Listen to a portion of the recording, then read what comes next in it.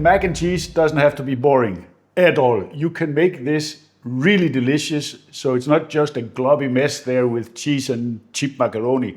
We're going to take it to a better level, and we're going to show you how. First off, it's about the cheeses. We are going to use some Gruyere for the stretch and the pull, and then we're going to use some Pecorino, which gives a nice salty kick and a little bit of spice to it, and then we're going to go with some Parmesan cheese. I know the traditional would be to go with some cheddar, but this will give you a much better flavor profile. So a couple of 100 grams of Gruyere. Each one, yeah.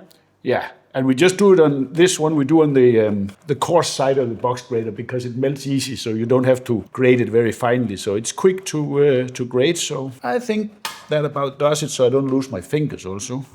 Gruyere, same amount, couple of 100 grams. That's about it.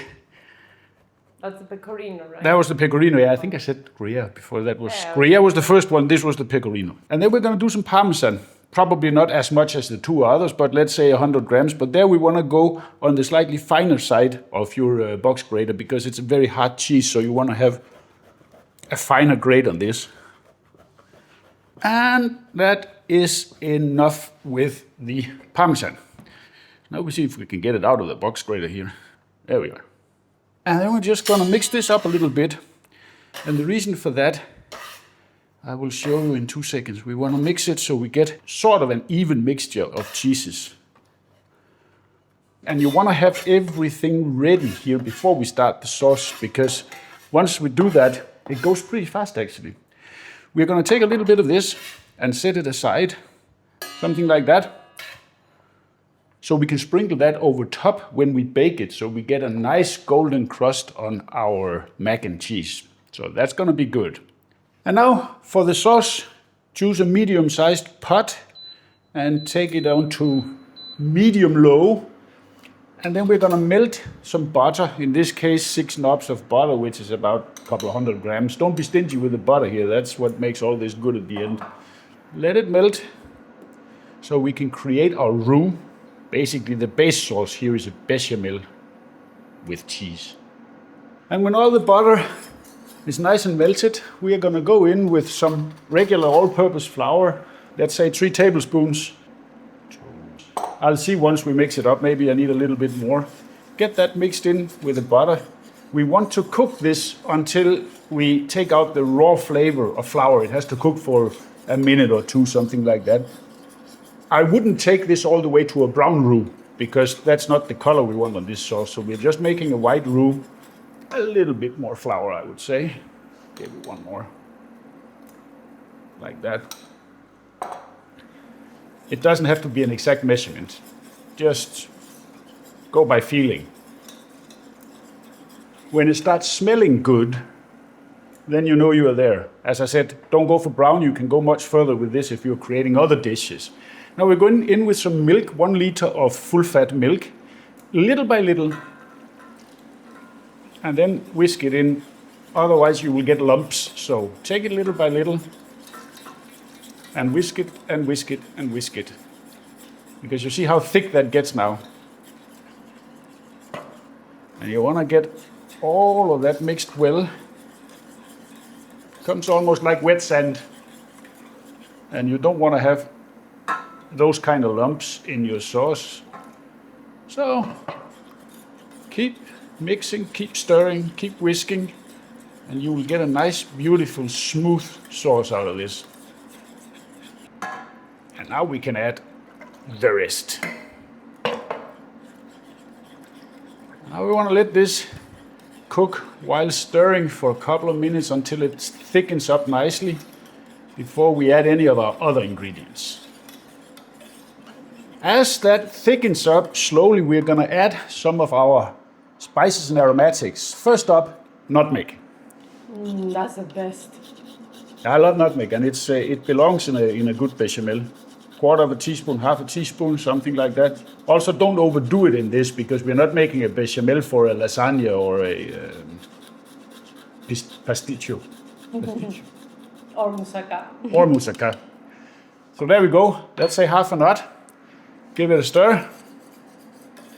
And it's thickening up slowly, slowly, which is nice, and that's what we want. We want a real thick, gooey sauce. That's nice. White pepper, you can use black pepper, but I prefer white pepper. It doesn't leave as many spots as the black.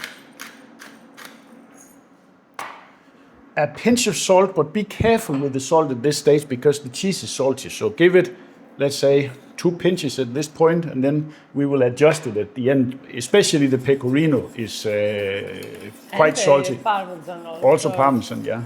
It's spicy. Yeah. So this is just good flavor. A touch of garlic powder, like maybe half a teaspoon, something like that.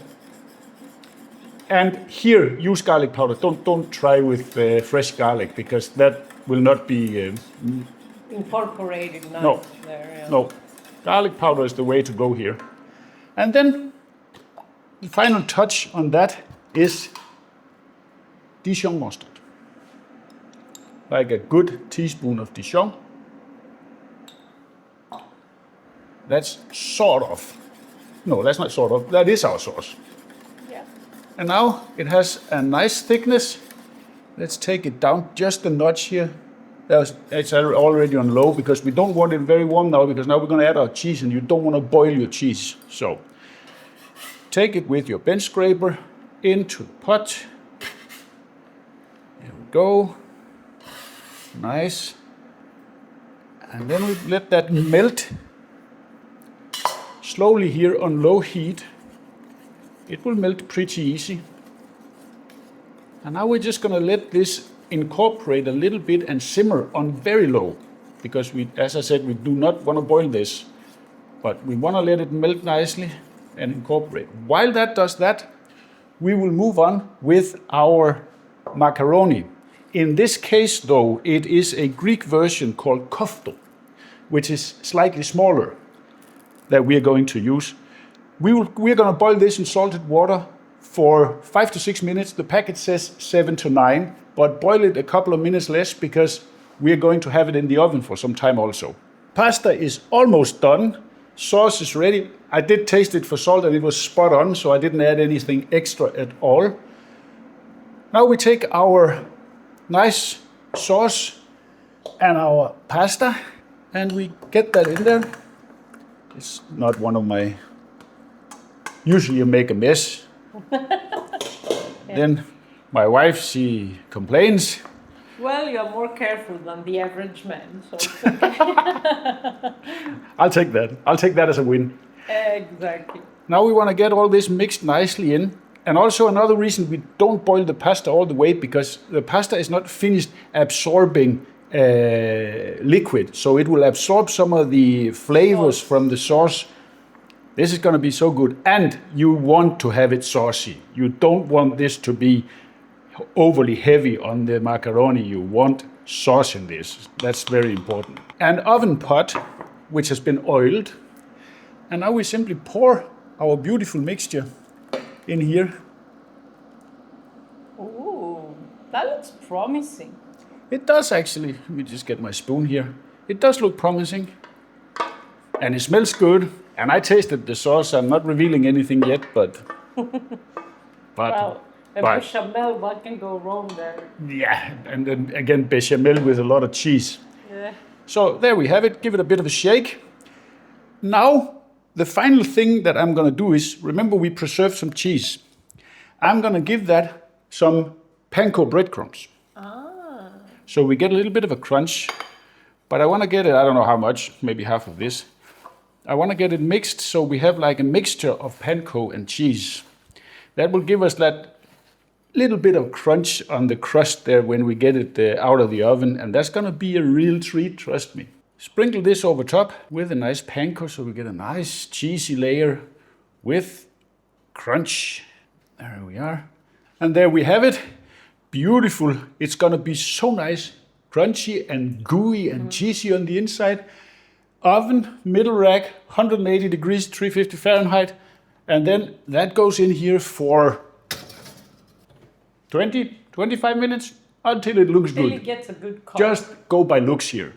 Well, my wife, she licked the spoon with the sauce, and now she's complaining that she can't wait. So that's a good sign. This has been in a good half hour, and it looks absolutely amazing. Let me show you. It's so nice. That is just golden brown delicious. That crust on top, that's all the money. Trust me. Now we have to let it rest for 20-25 minutes so it cools down a bit to good even temperature, and then it's taste test time. So let's see how we have done here. Ooh, listen to that crunch. I know this is good already. And now let's see if we can get this out. But look at that cheesiness. I mean, and you saw how much sauce there was? Yeah. See how it firmed up now? It's absolutely amazing. This is just, Beautiful. I mean, serve this at a barbecue next to some pile of smoked brisket or something like that. You're gonna love it. And the crunch. Maybe like as a side dish. Yeah. So there, some crunch, some cheese, some macaroni, Koftò. Yeah, which means cut macaroni.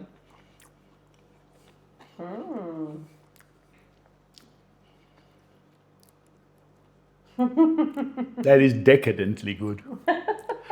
I'm not sure your heart physician will agree, but your soul will be pleased. This is just good in every level of comfort food. Do it like this, and you will love me for it.